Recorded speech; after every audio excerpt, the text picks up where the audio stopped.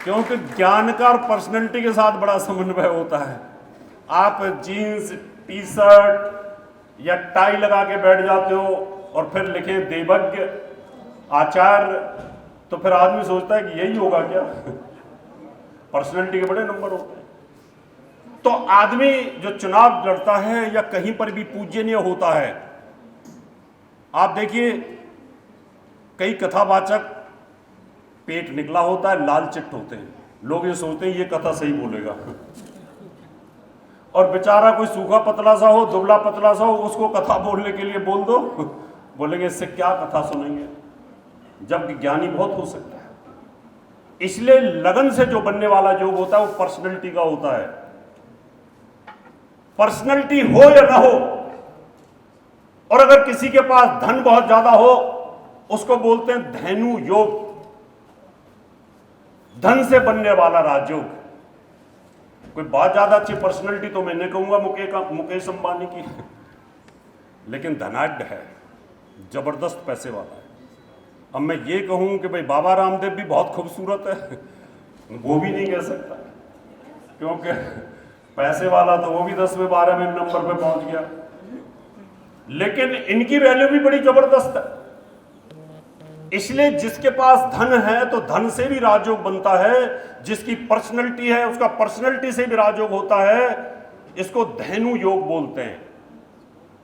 अब जिस पे पर्सनैलिटी ना हो और जिस पे धन भी ना हो लेकिन पराक्रमी हो, आदमी क्रूर हो, वो भी राज भोगता है। तानाशाह, कितने तानाशाह ऐसे हुए, जिया उल हक जैसे, सद्दाम हुसैन जैसे, कर्नल गद्दाफी जैसे, मुसोलिन जैसे। उनकी पर्सनैलिटी से कोई लेदाना नहीं, उनकी पावर बहुत ज्यादा थी, उनमें हिम्मत बहुत थी। इसलिए तीसरे भाव के अंदर शुभ ग्रह हो और तीसरे भाव के ऊपर शुभ ग्रहों का प्रभाव हो, तीसरे भाव का स्वामी केंद्र में बैठा हो, त्रिकोण में बैठा हो, शुभ प्रभाव में बैठा हो, अस्त ना हो, नीच ना हो, 6, 8, 12 में ना हो, तो ऐसा व्यक्ति अपनी विल पावर के ऊपर दुनिया पर राज करता है। इस दुनिया के बहुत से बाहुबली ऐसे हैं कि जो चुनाव जीतते हैं, जिन्होंने अभी आपने देखा जिसका एनकाउंटर हुआ, हामिद अपना अंसारी, कितना जबरदस्त।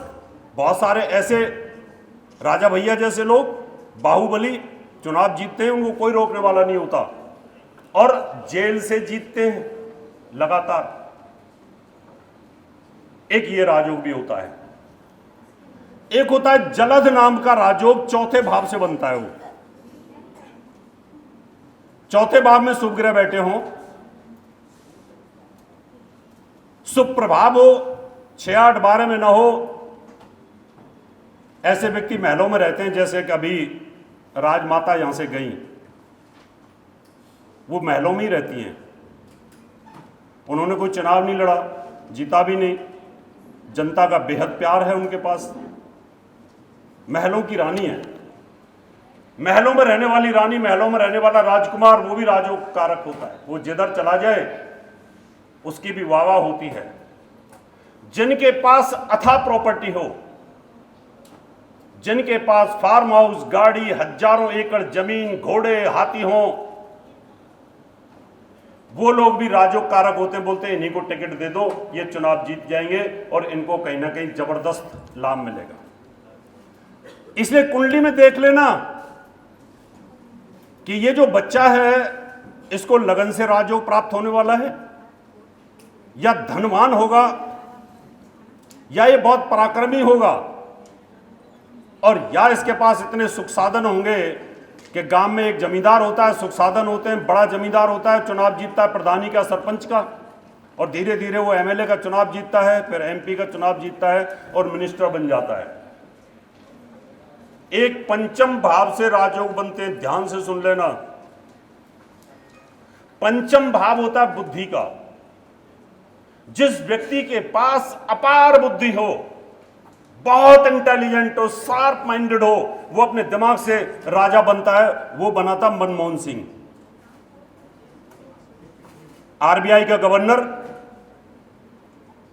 विश्व बैंक का चेयरमैन, वेल क्वालिफाइड, कितनी पीएचडी की डिग्री, जबरदस्त दिमाग, और सोचा कि भाई ये प्रधानमंत्री के लायक है। वित्त मंत्री बने सुब्रमण्यम स्वामी, ब्रेन इंटेलिजेंसी जबरदस्त, जेठमलानी जबरदस्त इंटेलिजेंसी, खाली दिमाग के दम पे बनते हैं। आपकी कुंडली में क्या वो दिमाग वाला योग है? अगर है तो आप निश्चित तौर पर ऊंचाइयों को छू जाएंगे, लेकिन उसका बल कितना होना चाहिए, उसकी ताकत कितनी होनी चाहिए, वो आपको नवांश कुंडली से पता चलेगा। नवांश कुंडली का लेक्चर मैंने अभी बंबई में दिया था। अनीता कपूर जी यहाँ बैठी हैं, अमेरिका से आई हुई हैं। वो मैंने लेक्चर शुरुआत किए थे नवांश कुंडलियों के ऊपर, कैसे उनको प्रोडक्शन किया जाए। मंत्री जी भी बैठे थे वहां पर। आज तो मुझे राजयोगों पर इसलिए बोलना था कि राजमाता बैठी हुई थी, वो सुनती तो उनको शायद और अच्छा लगता, लेकिन उन्होंने कहा रावत जी मैं बहुत मानती हूँ और मैं यूट्यूब पे आपको सुनूंगी। तो पंचम भाव बुद्धि का होता है, पंचमें इस केंद्र में हो, पंचम पर शुभ ग्रहों का प्रभाव हो, पंचम का स्वामी 6-8-12 में ना हो, पावरफुल हो, नवांश कुंडली में उसकी स्थिति अच्छी हो, डिग्री अच्छी हो, जागृत अवस्था में हो, तो वो निश्चित तौर पर ऐसा व्यक्ति दिमाग के दम पर अपनी बुद्धि के बल पर राजयोग प्राप्त करता है। छठा भाव दुश्मन का होता है। अब पंचम भाव से जो योग बनता है वो छत्र नाम का योग बनता है। जैसे चौथे भाव में जलद बनता है, पंचम में छत्र बनता है, और छठे भाव में अस्त्र नाम का योग बनता है। छठे भाव में भी शुभ ग्रह बैठे हों, शुभ प्रभाव हो, छठे भाव का स्वामी केंद्र में बलवान हो, तो ऐसा व्यक्ति दुश्मनों को कुचलता हुआ चक्रवर्ती राजा बनता चला जाता है, और वो चंद्रगुप्त मौर्य की तरह, युधिष्ठिर की तरह अपने विजय पताका आगे बढ़ाता चला जाता है, क्योंकि उसको कोई हरा नहीं पाता। सप्तम भाव, इस सप्तम भाव में शुभ ग्रह बैठे हों, सप्तम भाव का स्वामी शुभ ग्रह हो, शुभ ग्रहों की दृष्टि हो, 6-8-12 में ना हो, तो काम नाम का योग बनता है। अब इससे कौन सा राजयोग बनेगा? ये सोचने वाली बात है कि भाई इससे कौन सा राजयोग बन सकता है। इससे राजयोग बना रॉबर्ट बढेरा का। प्रियंका गांधी जैसी राजकुमारी उसको मिल गई। यानी जिस व्यक्ति को कोई खानदानी राजकुमारी मिल जाए, राज परिवार में किसी की शादी हो जाए और वो उसका पति बन जाए, तो ऐसे व्यक्ति को पत्नी के माध्यम से राजयोग प्राप्त होता है। हम कहते थे शादी कर दो इसकी, शादी करने के बाद ये ऊंचाइयों को छुएगा। बता देना जोशी जी मेरे आगे पीछे घूम के। टाइम मैं वाइंड अप कर दूंगा, मैं इसी योग पे वाइंड अप कर दूंगा, बाकी 6 फिर बता देंगे, ठीक है। काम योग, इसमें अपोजिट भी होता है। एक साधारण स्त्री किसी राजकुमार से शादी कर ले, ऐसा भी होता है। एमजी रामचंद्रन तमिलनाडु के मुख्यमंत्री, जयललिता ने उनसे शादी कर ली, वो फिर मुख्यमंत्री बन गई। एनटी रामाराव, लक्ष्मी देवी जी शादी कर ली, वो भी अपना मिनिस्टर बनी और उन्होंने भी कोशिश की। इसका मतलब ये रहा कि आपको जब कुंडली को एनालिसिस करना है तो ये देखो कि इस कुंडली में 12 भावों में इस बच्चे का कौन सा भाव मजबूत है और किस भाव से ऊंचाई को जा सकता है, उसी लाइन के अंदर उसको डाल दो।